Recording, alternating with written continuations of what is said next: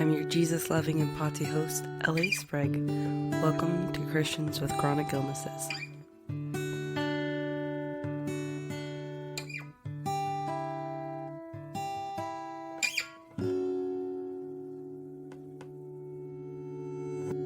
Kylie, thank you so much for being on Christians with Chronic Illnesses. I really appreciate your willingness, and I'm excited to hear your story. You're the first pastor that I've interviewed, let alone pastor with a chronic illness. And I think more uniquely, too, you're a woman. So thanks so much for being on the show. I think that you're going to have a lot of interesting insight. I hope so. Thanks for having me and for doing this. I really just think that this podcast is a tremendous opportunity for the intersection of faith and chronic illness, and that hopefully it can spark more conversations in a bigger group of us. Aw, yeah, I hope so. That's the hope. Aw, thanks. That's encouraging. So why don't you tell us a little bit about yourself? Yeah. So, like LA said, my name is Kylie. I'm a pastor in the Church of the Nazarene. I currently work as kind of a family pastor up in Alaska. I'm married to my husband Bailey. We've been married for 5 years. I've got a German Shepherd. I like a lot of nerdy things and just kind of try to enjoy the parts of life that I can when I'm not flaring or dealing with problems, and just really grateful for any opportunity to talk about Christ in my life. And yeah. What's a family pastor? Yeah, so I have a really long title, so I shorten it to family pastor. But effectively, what I do is I serve in a couple of different roles. So I serve as the kids pastor, so I lead all of our kids programming with my wonderful base of volunteers. So I'm not always everywhere all at the same time. Good. I also do youth group when we gather, and I also lead our outreach events. So we do things like drive-in style movie nights. There's actually one happening tomorrow. That's So fun. I'll kind of lead that, and other, community events that we do, community interactions. I do our social media. I just kind of try and make sure that our church is a place that families would feel welcome, and that we have people in place to kind of take care of the whole lifespan of a person, from little tiny baby all the way up to grandparents or great grandparents. And there's only one other pastor on staff, the senior pastor, and we're a small church. So I also just kind of do anything that needs to get done. If Yeah. it needs to happen, I'm doing it. I think later today on my schedule is to go clean the carpets downstairs. How It's just kind exciting. of whatever needs to happen. But my emphasis is on outreach to families and making sure that our church is a place that families feel welcomed and supported, and that the whole family is able to learn about Christ, no matter how old they are. Yeah. Yeah, that's really cool. Do you guys focus at all on, I know you're talking about family from birth to, being elderly, feeling comfortable in the church. Do you guys do anything specifically for singles in your church? So our church is primarily grandparent age people right now. The church Okay. kind of goes through a life cycle, and right now we don't have a lot of young people in the church. So we're kind of just hoping and praying and looking for any way to attract young people. And the easiest way to attract young people, honestly, is through their kids. Mm. If there's like a fun thing for moms and dads to do with their kids, it's easier for them to come. Yeah. So it's not that we wouldn't focus, like if we had a bunch of singles people, I'd run a singles ministry. Mm. If we had a bunch of college age kids, I'd do a college Yeah, ministry. okay. Kind of whatever would need to happen, I would do. But at least specifically in our context with the age of our church, we know that we need young families. We need Mm. young people with young kids to keep us alive and keep us going. Mhm. But I try to keep in mind with every activity that I do that I don't want just young kids and their parents. I want this activity to be fun and exciting Right. For the whole and open family, to like you said. everybody in Yeah. every age. Yeah. Yeah. Okay, cool. So you're a family pastor. You like gaming. Like you said, board I do. games is what you told me in our pre-interview, Board right? games, video games, card Are you a games, streamer? weird. I am not. You're My not? Okay, I was husband and gonna I say have we can plug your channel right now. oh my gosh. Okay, well, I wish. My husband and I have talked about starting a channel where he plays games and I commentate on them That's so because he cute. finds my commentary hilarious. But we don't have time in our life right now. He works Mm, and then door dashes after work because you got to pay the bills. yeah. But yeah, no, I'm not a streamer. Sometimes I watch streamers really just play from the comfort of our couch and I make Yeah. up funny voices and call the characters by funny things that aren't their names. That's so sweet. That's so sweet. So you said that you are a family pastor of a Nazarene church, right? Yes. Okay, so do you like, I want to hear more about your faith. So Yeah. is like Nazarene a big part of like who you are and your identity? Is that the church that you just happen to pastor? Yeah, it is a big part. So my grandparents kind of were some starting forces of a church in Portland, Oregon. They're not pastors, they're lay people, but they just have a heart for the Lord, and so we're kind of very influential in starting their church. And then my parents met because of school and also that church. And my dad is an ordained pastor in the Church of the Nazarene. My mom is an ordained pastor in the Church of the Nazarene.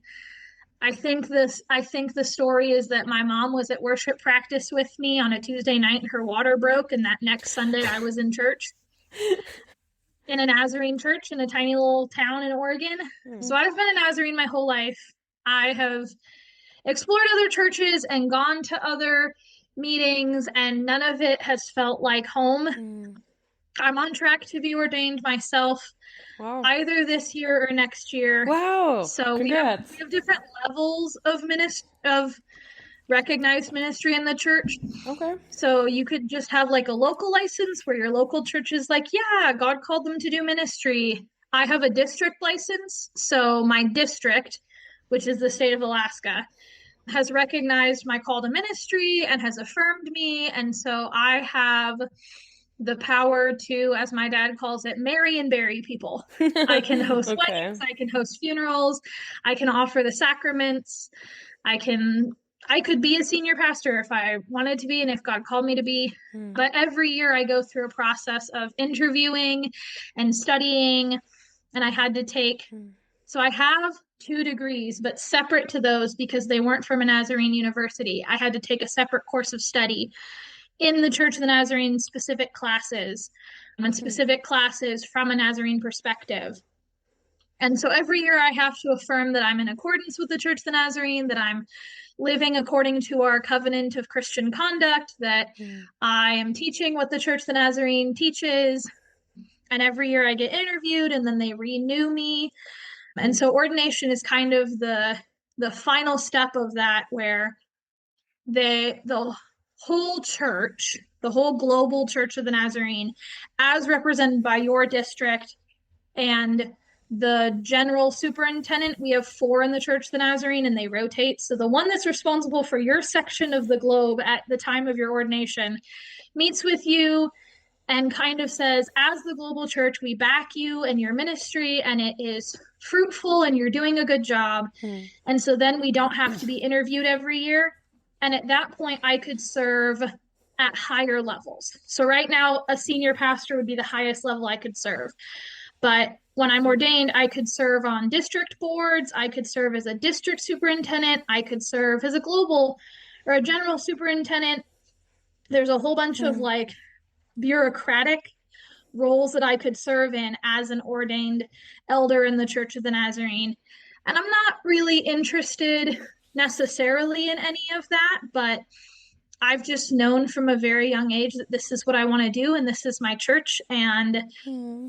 I just really, I don't know, it's one of those things where you just feel like this is something you need to do, Hmm. something you want to do. So I've been Yeah. working for this for a while, and yeah, the Church of the Nazarene just feels like home and feels like the right place for me to be and the right fit theologically. And I love that we're a Hmm. global church and that I could go to pretty much any country in the world, pretty much any city in the world, and find a Nazarene church and be at home with my brothers and sisters. Hmm. Yeah, that's really cool. Excuse me. So you feel like the Nazarene Church just feels kind of like home for you? Yeah. Yeah, just Yeah, feels like right. we're a holiness denomination, so we focus a lot on living a holy life through Christ, and that through his power we don't have to succumb to sin every day, and that through his power we can look more and more like him every day from now until eternity, when we get to look like him perfectly. And I Hmm. just love the freedom in Christ that the church teaches, the victory that we find when we can lean on his power to say no to the things that Hmm. we struggle with. And it's just really focused on that aspect of like supporting one another to just be more and more like Christ. Hmm. Yeah. Yeah, that's cool. I also love what you mentioned about like that every year you're kind of held accountable, and I think that's Mhm. super important. Absolutely. And even after you're ordained, you're still held accountable. You still have a boss over you, even the general superintendents, there's a board over them. And so there's this big cyclical thing where I'm responsible as an associate not only to my senior pastor, but I'm responsible to the board and I'm responsible to the congregation. Yeah. And so it's the same as my senior pastor, and we as a church are responsible to our district, who's responsible to the global church, who's responsible to us. And so there's this really strong network of support and care and making sure that you have what you need to succeed in ministry. And the process to get ordained is not easy. They don't just let anyone in.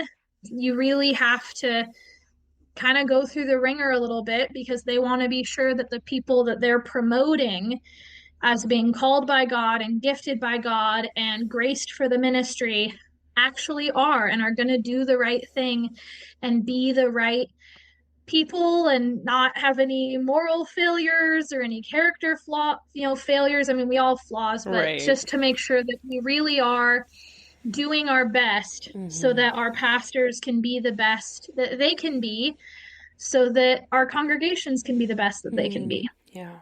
How long have you been pastoring now? Uh, so I got my first district license in 2020, and I served at my grandparents' church in Portland through college. So about Wow. so about 5 years, And how or old were not five you years. then? So I started college in 2017. I was 18. So I think You were like I 21 when you was started pastoring? 21 when I got my district license, and I'm 26 Wow. now. Hmm. So I've been in ministry for the past 5 years, Hmm. paid position for the past 3 years, Hmm. in two different churches. But my time as an intern at my grandparents' church was just so special. And I really loved my senior pastor there. And that was the church that I went to when I was a kid, that my Hmm. parents went to. And so it was really fun to get to serve with them all and to feel like I was giving back to the church that shaped me. And then they were also excited when I got my first paid position and God called me to a new church. And then Hmm. I served as a youth pastor for about 18 months in a church in Washington. And then God closed that door, and we had a really intense, very stressful waiting period of about 4 months. And then He called us up here. So we've been Yeah. in Alaska for just over a year. It was a year at the beginning of August. Wow. Okay. So now you're in the beautiful Yeah, state of Alaska. it's great. Yeah. So I know that you've had some unique challenges being a pastor, and I would love to get into Yeah, those and hearing those. So you have some chronic health issues. Why don't you tell us a yeah, little bit about those? sure. So the biggest one is PCOS, which stands for polycystic ovarian syndrome. And so it's very complicated, as every chronic illness Mm-hmm. diagnosis is. Yeah. But the simplest way to explain it is that my ovaries are twice as large and have twice as many nodes in them Hmm. as a regular ovary. Well, So I don't have like twice as many eggs. My ovaries just decided to be extra and have too many rooms hmm. in them. And so that causes hormonal problems because, of course, your reproductive organs control your hormone production. So I have an overproduction of testosterone, and some people with PCOS have an overproduction of androgens. And so that leads to really heavy periods, really inconsistent periods, really painful periods. Oh. It leads to, cycles where it's like 3 months and you don't have a period, or you get three in a month. Because what happens is that your ovaries don't release the egg at a proper time. Mhm. Some months they might release multiple eggs. You just don't know. But it also is a metabolic disorder. So a lot of people with PCOS develop insulin resistance. So your body needs insulin to process the glucose that you Mhm. eat. Mhm. And on a cell, there's like a section for glucose and a section for insulin. And if your cell won't accept the insulin, your cell can't accept the glucose. So then your body stores it as extra fat. Mhm. And then your body produces more insulin because your cells are telling your body that you don't have enough insulin. Mhm. And so then it just develops into this: you have excess insulin, you have excess glucose, Oh my goodness. but your cells aren't really absorbing what they need to absorb. So it leads to chronic inflammation, chronic fatigue, chronic pain, just Wow. like all of the fun little symptoms, because your body just doesn't know how to do Mhm. what it's supposed to do. Mhm. And as with most things that affect women only, there's not a lot of research into it. So they don't really know why it happens or how to help you. They can really only help if you're trying to get pregnant and you're not ovulating. Then they can give you hormones to force your body to ovulate, but that's really all they can do. Wow. I also have suspected endometriosis. Suspected because I just don't want to get the surgery for them to verify, but Yeah. it's pretty much confirmed. Yeah. So What's it's endometriosis? endometriosis is when your uterus wants to grow its lining anywhere it can, including outside of your uterus. Whoa. So people with endometriosis, their uterus, again, it like leads to some of the same symptoms of PCOS, where you have really heavy periods or a lack of periods or whatever. And endometriosis and PCOS can also both cause cysts Mm. in your reproductive area, Oh no. which can make maintaining a pregnancy difficult if you have cysts and the stuff can't grow and whatever. But also endometriosis, your uterine lining can grow basically anywhere it wants. In your abdomen cavity, up by your lungs. They Mm. found people with uterine lining on the back of their eyeballs before.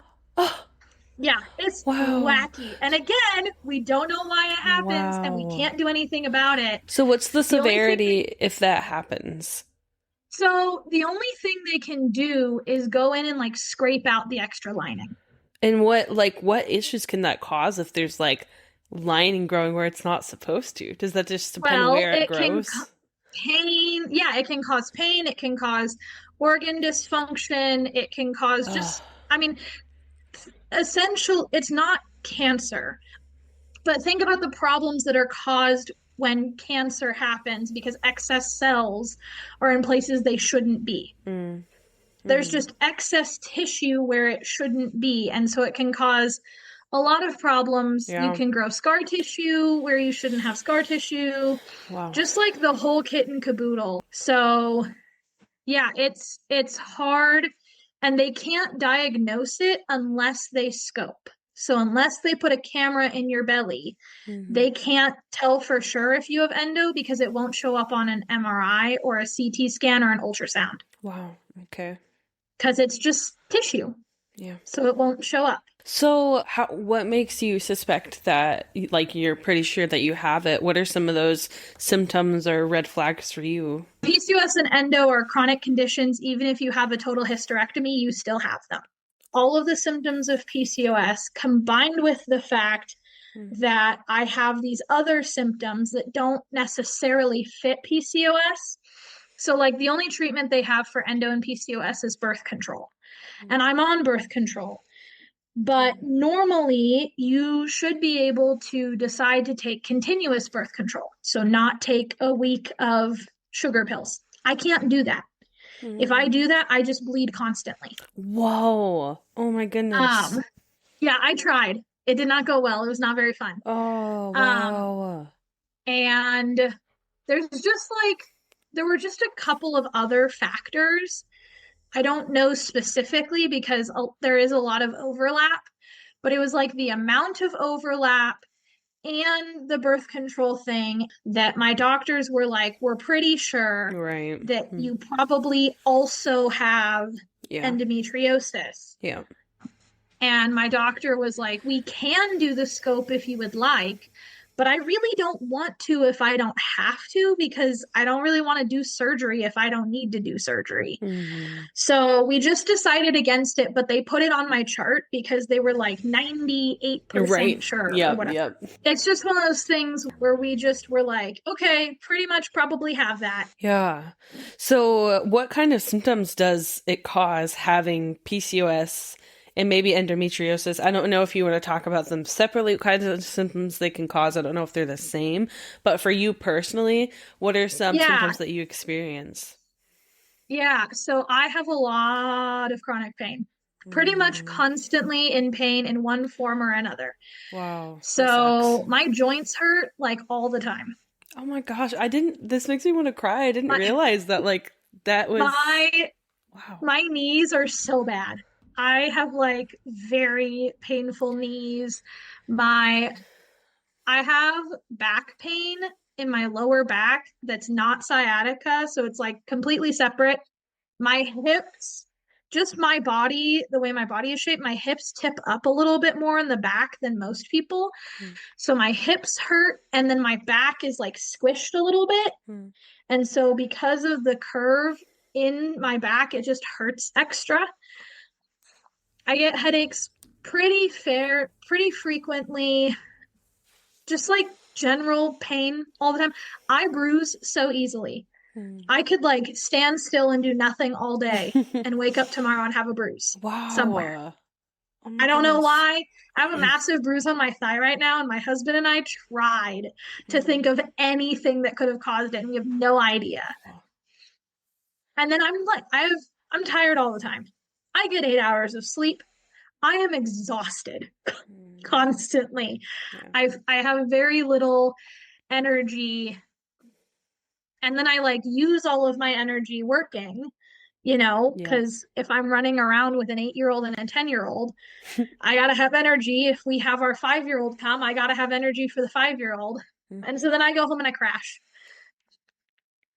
And there's like a lot of executive dysfunction that comes in when you're in pain all the time. Like my brain just doesn't want to because I'm just so tired and in so much pain. And so I just have like very limited motivation for things that I don't feel like are a requirement. So like I have to come to work and I have to do these things because nobody else, like that's my job. Nobody else would do them if I couldn't come do them. That's not to say I can't take time off. I'm taking next week off and I have people doing things. But like somebody's got to plan it, somebody's got to do it, somebody's got to Right, make it it's your happen. job. Yeah. And this is my job and this is my passion. And so this is what I do. But it means that like when I'm home on a day off, I often don't have motivation or energy to do the things I want to do. Like the last weekend, I managed to like actually bake for the first time in forever, and I was like so proud of myself. I sent pictures to like Dude, all of my that's besties. I was like, great. "Girl, look, I made bread." Oh, what kind of Um, bread did you make? I bought this very nice, very fancy organic red wheat bread and Okay. just like made a sandwich loaf, and it's very tasty. It's One of the other awesome. main one of the other main factors for me is inflammation. So I'm I'm functionally allergic to milk. I'm intolerant to lactose, and I'm also intolerant to casein, which is the other protein in milk. And you can take meds for lactose intolerance, but you can't do anything about casein intolerance. Hmm. So, as much as physically possible, I try to be dairy free. And then with my PCOS diagnoses and everything, I try really hard to have like a low inflammation diet. And Hmm. then I am like plus sized. I Hmm. do weigh more than the typical 26-year-old. And those numbers have never concerned my doctors. My doctor up here is just really wants to make sure that I continue to have healthy numbers. And so losing a little bit of weight would be good for that, and or gaining muscle. Hmm. So I have like very specific things I can and can't eat. And so the Hmm. list is rather long. Yeah. And so that takes a lot of work too, because any meal recipe that I find, I have to adjust and figure out what I want to do. And I don't track calories or macros or anything because that's not very helpful for me. But I do keep in mind, like, okay, this is what I've had to eat. Hmm. This is how often I can have this, that, or the other thing. I really try to limit carbs in the morning. Uh, so to the best of my ability, I just don't eat carbs before like 10 a.m., which makes me really sad Aw. because I like bread.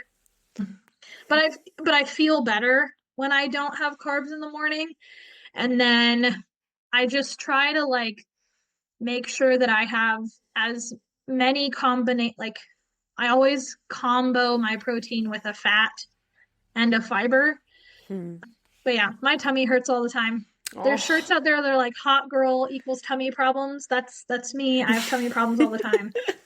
Um, but yeah, so there's just like a whole host of everything. And I didn't deal with most of this before I got married. So a Hmm. lot of it got like after I got married is when the symptoms started to get really bad. Whoa. So it was just like it's just been a total life shift and Hmm. a total new way of thinking about my capabilities and my abilities. And I often have little mental cry sessions in the car with Jesus Oh. on my way home from work or from my couch about how I can or can't do X, Y, or Z that I want to do or that I feel like I should Hmm. be able to do. Do you feel like And it's hard there's, because it's, sorry, do you feel like there's things that you used to be able to do that you can't now? oh, absolutely. Hmm. When we first got our dog, I used to be able to walk him a mile and a half, 2 miles a day. And well, now it's winter, so we don't really walk often because it's icy. But in the summer, it was like all I could do to do a half mile. Hmm. And then I just hurt too bad and I couldn't breathe Wow. and we just have to go home. I used to not have joint pain, so I could like crawl around on the floor with kiddos and it was fine. I used to have more energy, and so, participating in more activities with my youth group or with kids or whatever was like easier. I used to have so much more energy and motivation in general that I used to like make bagels once a week and also all of these other things and also keep the house really clean on top Yeah. of working. Oh. Like I used to be able to just do more things in a day and be less in pain about it. Hmm. Yeah. Impressive you used to make bagels every week. That in and of My itself gosh, is I love very impressive. bagels. They're so tasty. I would make 8 bagels because that's how much a batch makes, and then I'd eat one as my little snack for making bagels, and then I'd have That's one awesome. for every day of the week. You should send me a good bagel recipe. So simple. I'll do it. I'll email Yeah. you one. Man, that's so sad that you can't do those things anymore. Do you know what, Yeah. like, any idea what kind of set off the symptoms to be more aggressive?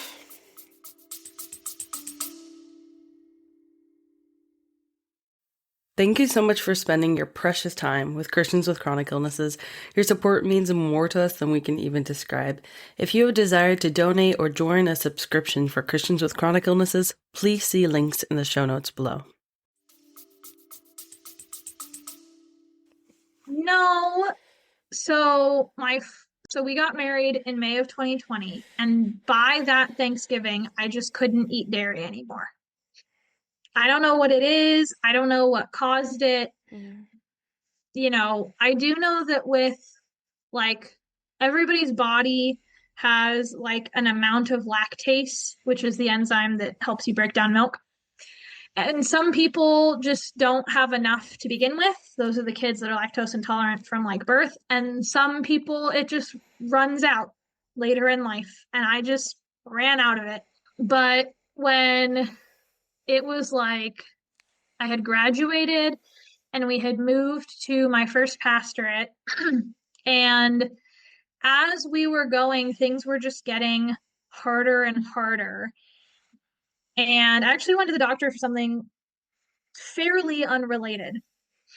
I was having problems with my pelvic floor being too tight. So any form of vaginal interference was very painful. Oh. So I actually went to the doctor about that because I was like, what the heck? Yeah. So she was like, let's do an ultrasound to see if there's fibroids or something. You know, what could be causing this pain? Because fibroids are like attached to the muscle and makes it so muscles don't move very well. So we go in and they did an external and an internal ultrasound. She did not warn me about the internal ultrasound. I'm so glad I had my husband with me because that hurt so bad. I was like white knuckling him the whole time. The poor nurse was so sweet. She's like, I'm so sorry. I just need to move it. I just need to move it. And I like could hardly move afterwards. So he drove home. And she does everything and she takes pictures of everything. And she's like, okay, so I'm going to send it into the radiologist or whoever reads ultrasounds, and they'll contact you, you know, in a little bit, like tomorrow or something. So we're driving home and we're like less than 10 minutes out of the appointment. And I get a notification on my chart that my results are in. And of course, my doctor hasn't had time to review them yet, right? But I'm like, let me see. So I click on it and it's like telling me the volume of my ovaries and how big they're reading and how many nodules there are. And I'm like, wonder what it's supposed to, like, I wonder what it is. What's the average amount? And I Google it and I'm like, oh no, that doesn't look right. That's a problem. I don't know why, but it is. So we didn't find any fibroids or reasons for pain. I just have a really tight pelvic floor. I've done the physical therapy for it. We're working on it. It was just like, here's this. And so then my doctor messages me and she's like, hey, this is a thing. We got to talk about it at your upcoming appointment. And so I had Googled, you know, Google doctor. And I had like essentially figured out that this basically means PCOS and had figured out a little bit about it. And I actually had my grandma go with me to the appointment because I was so stressed about what it was going to be. And so she confirmed that it was PCOS, and we talked about how there's like 3 or 4 bits of criteria to be diagnosed with PCOS. Let's see. You have to have irregular or absent periods, high levels of androgen, and polycystic ovaries on an ultrasound, or a high hormone level of like, you know, indications of a high level of testosterone. And so you have to have 2 or 3. So you either have to have high androgen and testosterone, or missing periods, or, you know, polycystic ovaries. Like out of those 3, you have to have 2 of them. Right. To indicate you have PCOS. I have all 3. Yeah. So I could grow a very nice little mustache and beard if I wanted to. I was very kindly put out by my brother one day when I was in middle school. But I don't know, siblings tease, and I think we were at dinner, and he was like, "Kylie's got a mustache." And I was like, "Ah." I'm like Poor little fourth middle grade. school Kylie, yeah. He didn't mean to make fun of. Well, he meant to make fun of me, but he didn't mean to hurt me. He was just pointing out what he thought was funny. But then also, I have the polycystic ovaries that they saw, and I have a history of bad periods. So she was like, "You meet all the criteria, yay!" I Yay. was like, "Oh, great, thank you." Yeah. So yeah, so it just from the diagnosis, things just have kind of continued to slide down, Aw. and yeah, it does get really frustrating sometimes that like despite how hard I work to manage things and to get better, that it doesn't necessarily feel like it's helping or productive. But I've also just kind of come to accept that this is where I'm at and this is what life looks like. And I try hard not, I mean, you can't help yourself sometimes, but focus on the negative. But I try really hard to just like focus on good things that are happening, Mm-hmm. evidence that I'm getting where I want to be. The latest evidence is that even though the scale at the doctor showed the same number, my husband can see proof of weight loss, Mm. and I am down a pant size. Wow. That's Yeah, so I can awesome. still wear the bigger pant size, but it's like evidently Yeah, loose. yeah. And I can comfortably wear a smaller size that That's before awesome. felt a little bit tight. So I Mm-hmm. just try to focus on like those things and try not to like focus on it too much. And for me, it's always been I just want a name. I just want to know what I'm up against. I want to know what Mm-hmm. it is. Mm-hmm. And then we can figure it out from there, even if there is no answer, even if it Mm-hmm. is a thing that's forever. At least I know.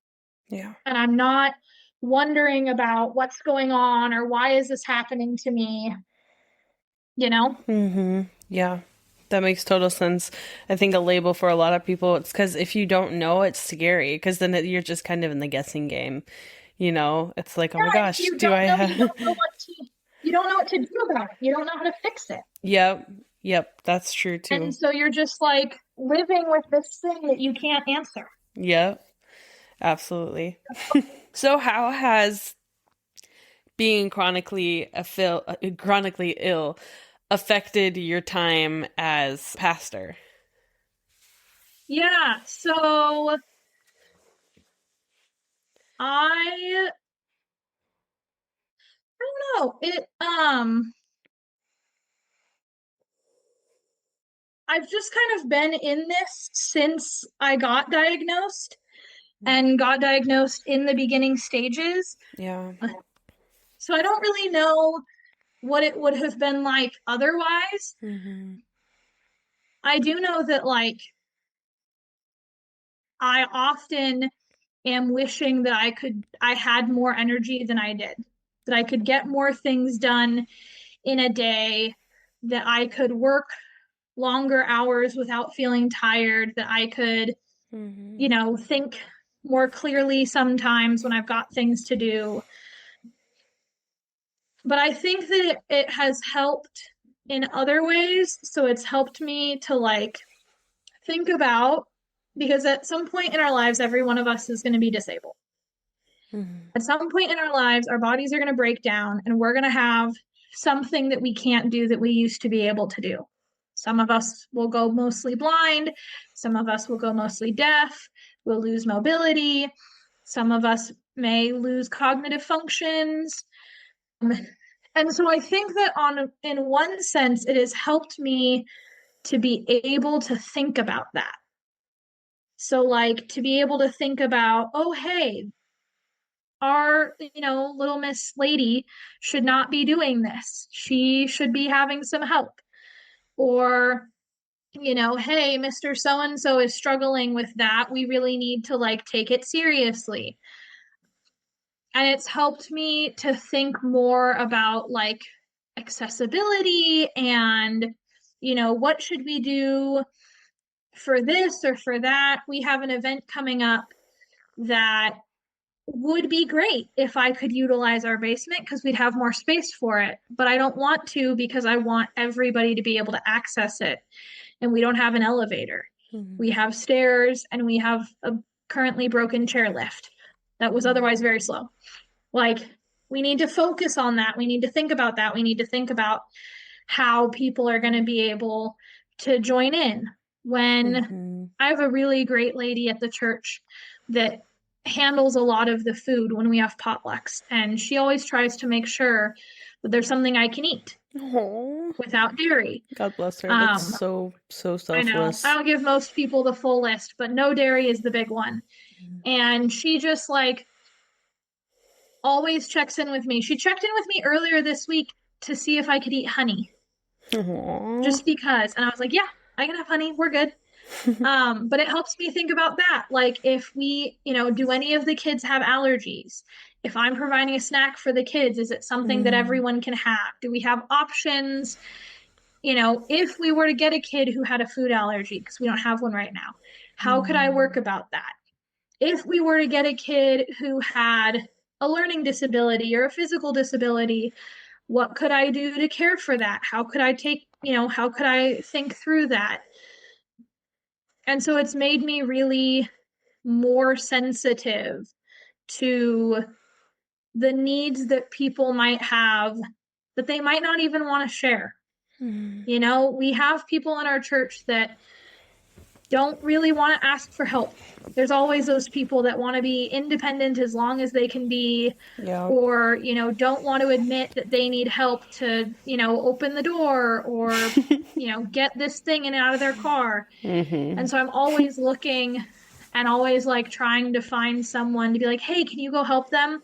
But Mhm. doing it quietly so they don't feel like somebody's orchestrating assistance, Yeah. that it was just a good natured person asking if they can help. Yeah.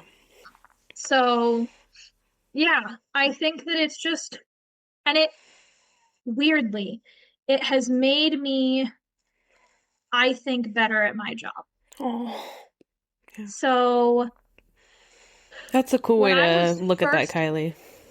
yeah, when I was first preaching, I would spend weeks on a sermon and I would practice it and like until the day before. I'm a theater kid, so I was like, I gotta memorize this script.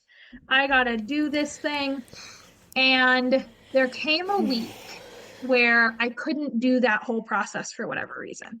I've never preached every week. So I still had plenty of time to write the sermon, but I was just super busy. And so I couldn't practice every day leading up to the sermon.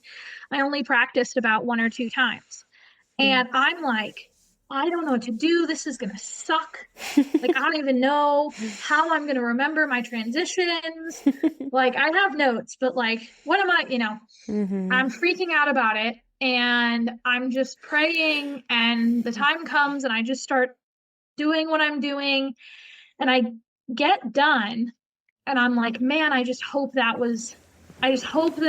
God took over because like there was no way that I could have done that well. And Mhm. so many people came up to me and were like, that was fantastic. That was so good. Aw. And so that plus just like my general lack of ability at times Mhm. has really just made me lean more on God and made me be like, okay, when I don't feel like I can do something, I'm just going to trust Mhm. that it's God doing it and then it's going to be great. Mhm. Because if I try to force it, it's going to suck. But if I just step back and I say, okay, God, you see the effort that I have. You see what I had to give. You go ahead and take it from here.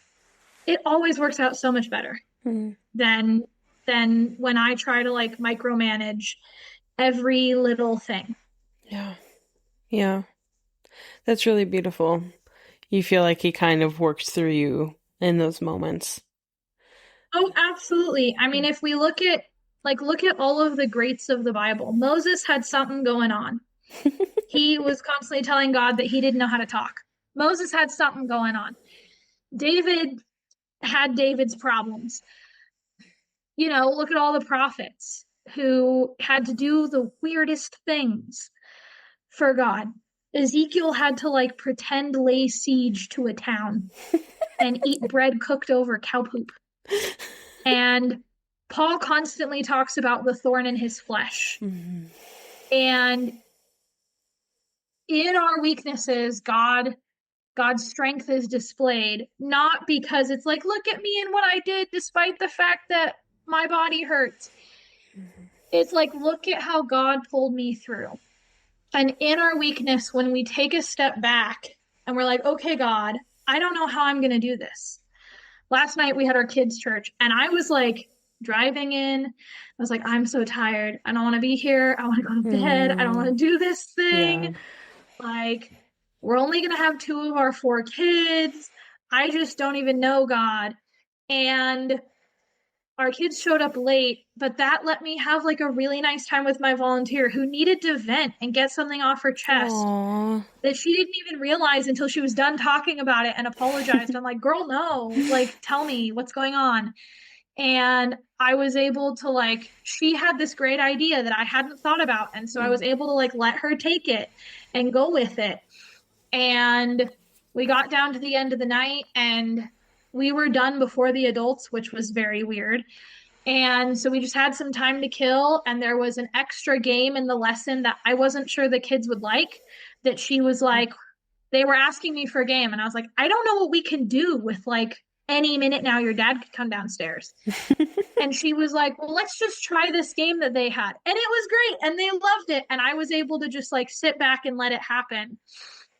But if I had come in and tried to be like, this is how we're going to do it, this is why we're going to do it that way, because I said so, and whatever, it wouldn't have been as fun. For the kids, we wouldn't have had such a good time. I wouldn't have left feeling like that was a successful evening. And so when I step out of the way and I just go, this is all I've got, you take it from here. I mean, we have so many stories of that happening in scripture. The widow's mite and the 5 loaves and the 2 fish and, you know, Mary and Martha. And all of these times where people have brought everything they have to the Lord and like, this is it. This is all I've got. I've got nothing else. I'm so sorry. He's like, no, that's perfect. That's all I need. Like, it's okay. I got this. You know, faith is small as a mustard seed. Everything we've got, he's going to make it great. Not for us, not because of us, but because of him and because we did what he asked us to do and brought him what we have. And so when I have weeks where it's like, this is all I've got, this is all I have to give, I just like rest on the fact that like, it's going to be okay. He's going to make it great. If I have to preach and I'm feeling woefully underprepared, I'm like, perfect. God's got this. He's going to do something great. And I just got to get up there and open my mouth and he'll make the words come out. Yeah. Yeah. And it really just has strength. I know a lot of people encounter these life-changing diagnoses or these like really hard moments. And there has been a fair share of having strong words with God in the car. I always just leave it feeling like it was a vent session, unless like that was how I genuinely feel. It's more like, okay, God, thank you for letting me just like, blech. You're right. You've got this. I trust you. Let's see what happens. And it really just has led me into a deeper place of trusting in him with absolutely everything. And sometimes included in that absolutely everything is asking him why and crying and turning worship songs into songs about how tired I am. And, you know, just like whatever silly little thing it is, I just try and like, okay, this is included in what I've got to give you this week. And I know you're going to use it and you're going to do something with it. Even if I don't see it now, even if I don't see it for a few years, even if I never see it, something good is going to come out of this. And you're going to make it happen. And I'm just going to like sit back and be satisfied knowing I've given you everything I've got today. Yeah. And he'll use that.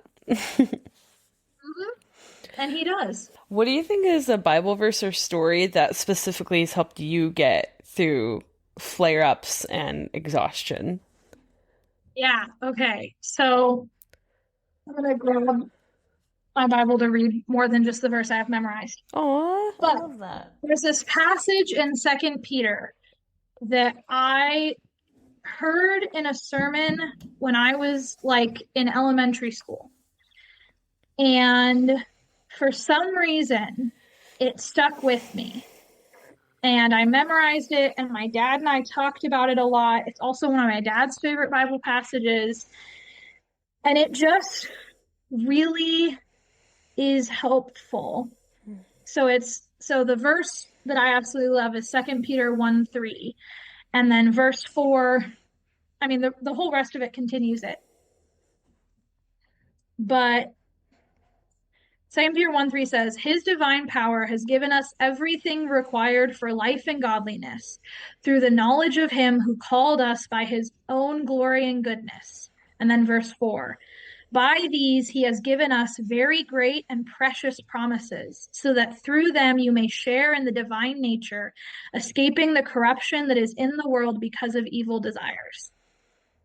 And so it's just that reminder that like everything I need to do anything he asks me to do is sitting there.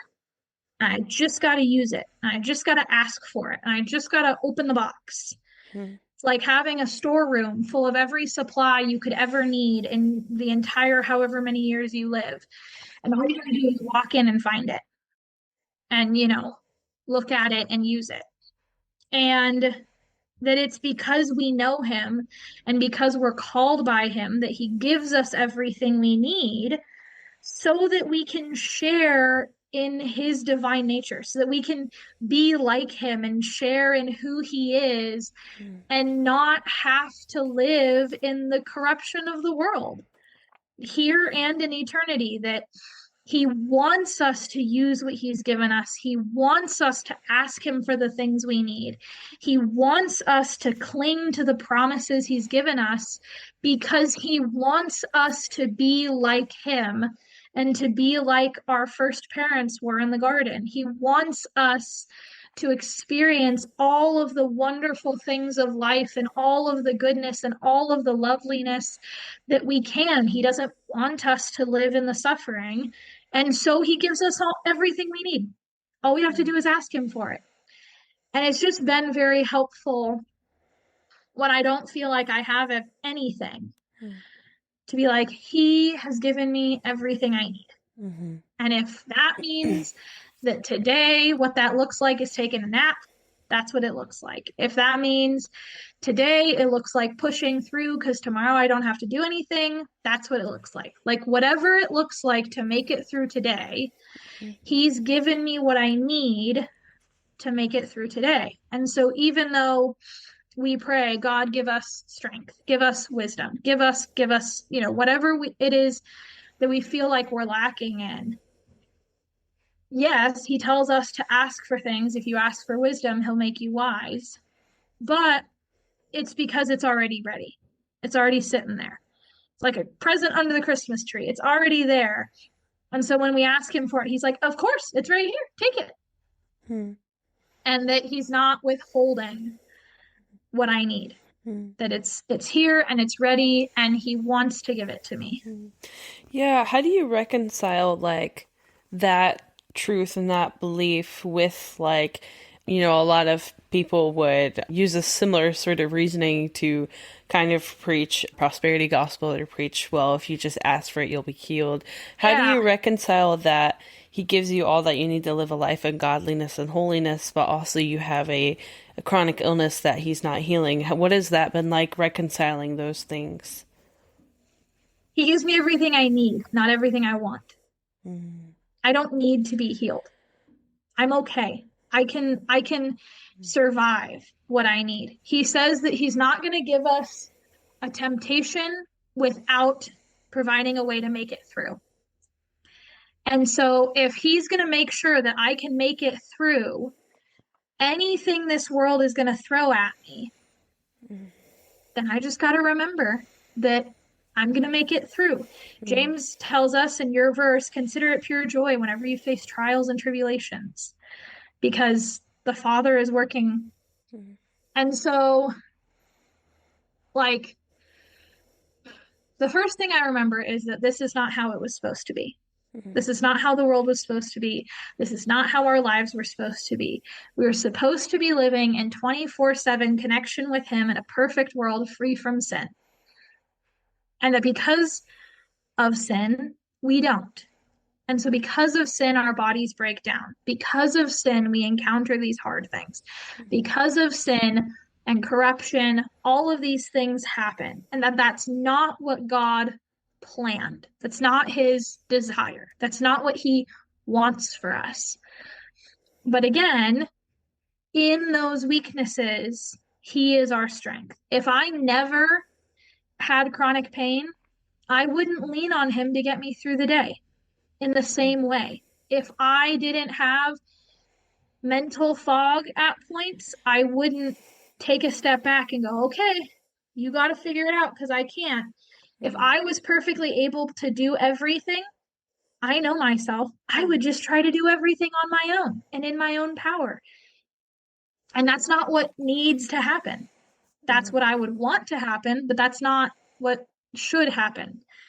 We need to rely on God's power for everything.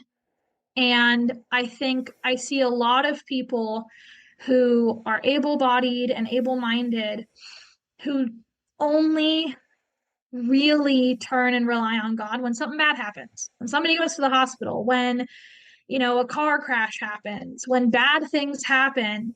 They're like, oh my gosh, God, what am I going to do? How am I going to make it? You got to do it. It's like, I've been doing that every day, man.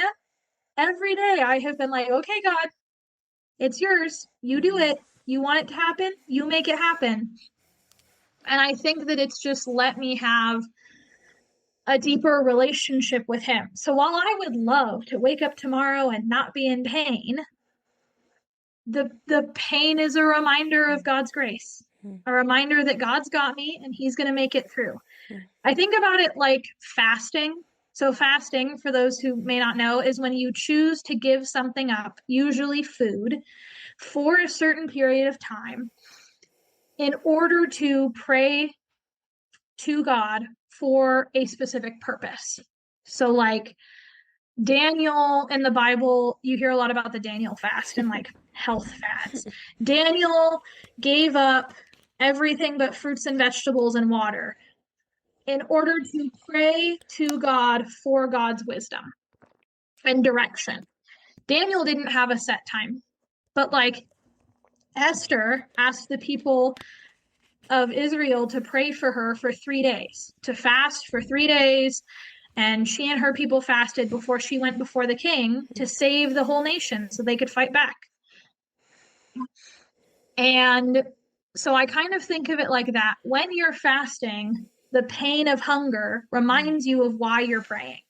The Holy Spirit's like, hey, you don't need food. You need to pray. And so I think about it like that. When my knees hurt, when my back hurts, when I can't do something that I want to do, or I can't do it easily, or I need help to do it, it reminds me that I cannot do anything without God. It reminds me that I cannot work my way into heaven. I cannot work my way and earn a good relationship with Him, that it's all because of His grace.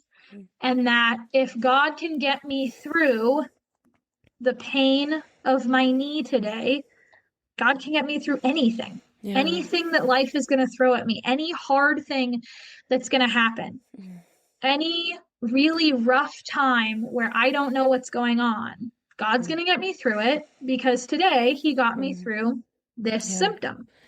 Yeah, I've got another question for you, Kylie. Yeah. So do you think, I'm wondering for our terminally ill brothers and sisters that are listening, I think that, hearing that can be maybe a little tricky as well. Like, I think it's very encouraging. I think you said beautiful things, but I think it's also hard because it's like, Like obviously all of us, like you said, someday we'll all be chronically ill. Well, that's what Yeah. aging is. Someday all of us will be terminally ill. We've got brothers and sisters listening who maybe have terminal cancer and are looking at a few Yeah. days to a few months to live. What do you think, like, how do you think that verse of God supplying all that we need applies to our terminally ill brothers and sisters? Yeah. I think the big thing to remember there is, again, that that wasn't the plan Mm, and that it sucks. And it's okay that it sucks. And it's okay that there are a million different things that we wish could happen or we want to happen. And it's okay to be jealous and upset when somebody else is cured and you're not, somebody else is healed and you're not.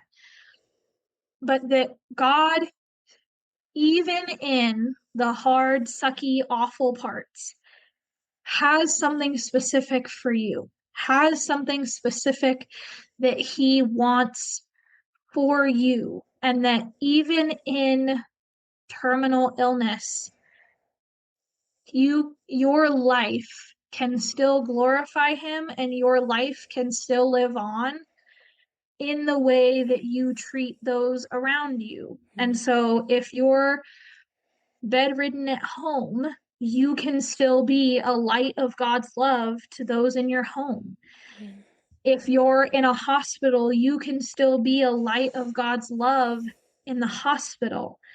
And that, again, in our biggest weaknesses, God is strongest. And God's testimony through your life is, it's not any more powerful than anybody else, but the immediate impact is often more seen in those really intense situations, in those really hard situations of like, what are we going to do? I don't know. And I don't have a perfect answer. I'm not yeah, God. right. I don't Yeah, know why He lets some people experience it and other people not, why He cures some people and not other people. yeah, But I think that we can all still cling to the hope that comes in the knowledge that everything we need for today is taken care of. God's got it. Everything we need for today, He's going to make it happen. And then I think to the Sermon on the Mount where Christ says, don't worry about tomorrow. Tomorrow's going to worry about itself. Don't, the flowers in the field don't worry about the weather. The birds don't worry about where the best seeds are. They just live and God takes care of them. And their lives are so much shorter than our lives. And their experiences are so much smaller than our experiences. And God cares about them enough to make sure that the meadow in the middle of the forest here in Alaska that no one is probably ever going to see is decorated with pretty flowers because it delights Him. And so when we're in that space, and again, I can't speak to it, I'm not there. But I hope that the knowledge that God decorates the most remote meadow with pretty flowers and gives you everything you need for today can bring some form of comfort.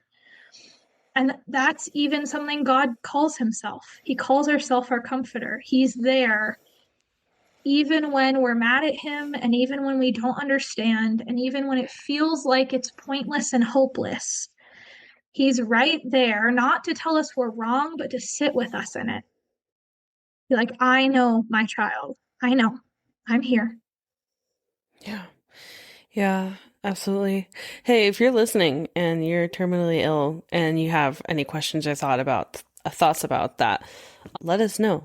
And genuinely, Yeah. like, if you're like, I want to speak on that, hey, you're welcome to speak on the podcast too. But seriously, like, All experiences and ways of processing are valid and important to learn from. And it's important to hear from you. yeah, absolutely. Thanks for answering those tricky questions. I know those were Yeah, difficult, but now I feel like you pastorally answered questions as is your I hope job. so. I would like to know and serve you in a way by giving voice to, what you experience. How do you think what do you think are some of the unique difficulties as well as some of the unique blessings, and maybe you've kind of already touched upon this, but of being a pastor with a chronic illness? Yeah. So to recap the unique blessings, it's that I get to really live out what I preach. I get to You don't really really have a experience choice. it and really go through it. And I hope that the way that I handle it and do it just provides a really good example for people. And that I get the opportunity to let myself be loved on by people, and also I get the blessing of not being able to be a workaholic because Yeah. I can't. Some of the unique challenges, I think, and they kind of generally apply to all pastors, but also specifically, and I'm going to say this really loud for the people in the back, pastors are people. We're human beings with like thoughts and feelings and emotions and good days and bad days and families at home and hobbies and like every single thing you go through in life. We also are there with you. If the church is not doing well and it's on your heart, man, it's on our heart because this is our job.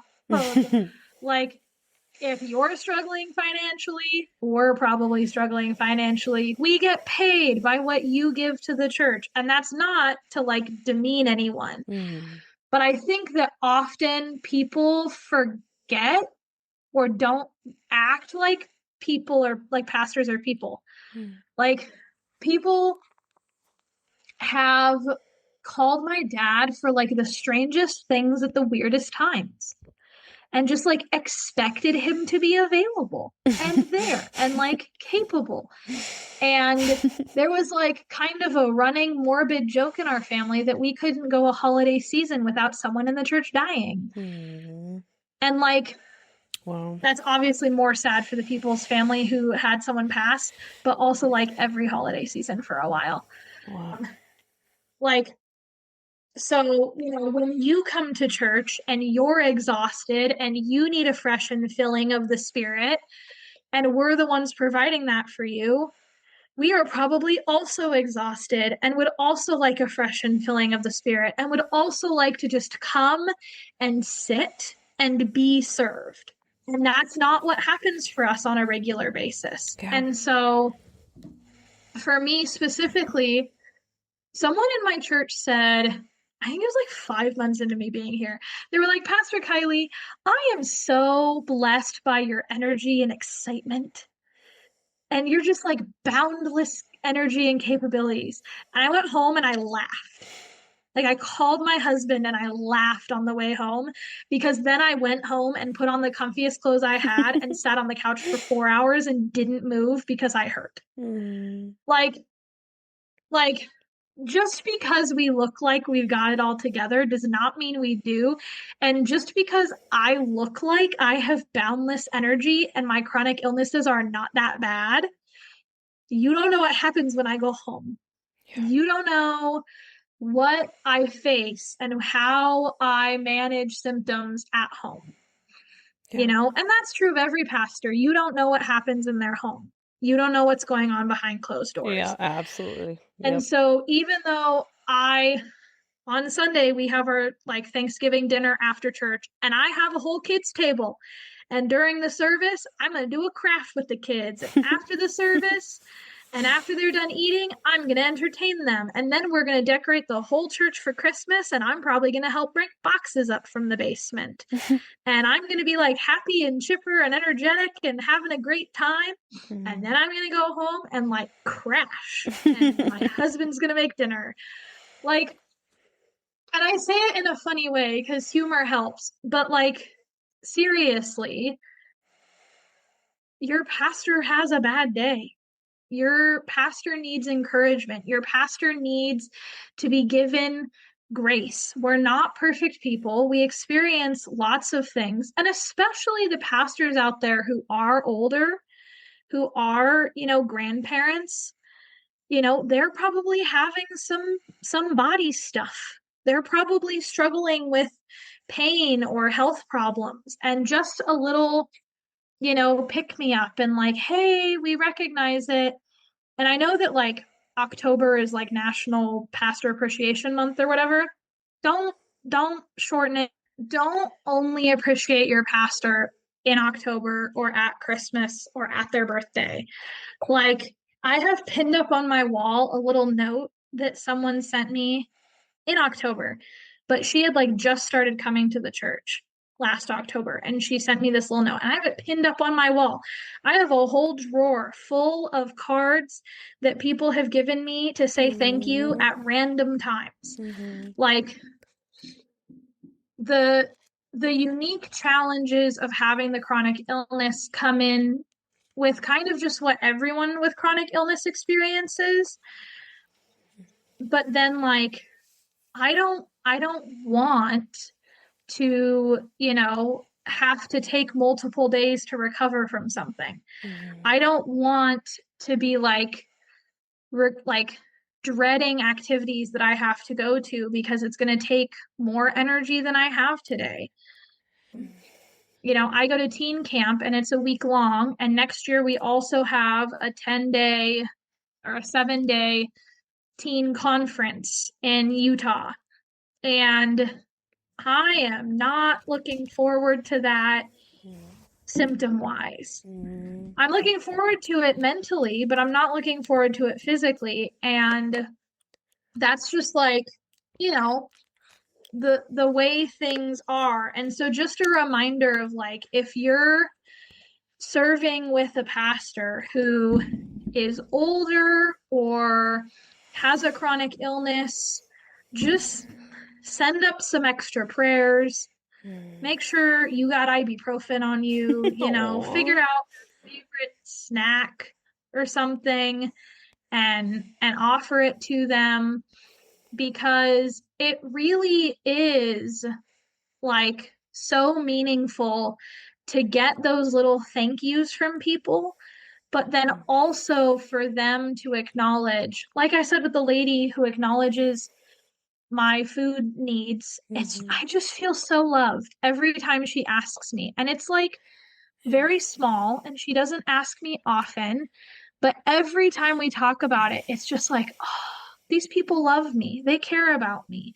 And they care about the things about me that are difficult and harder and different than other people.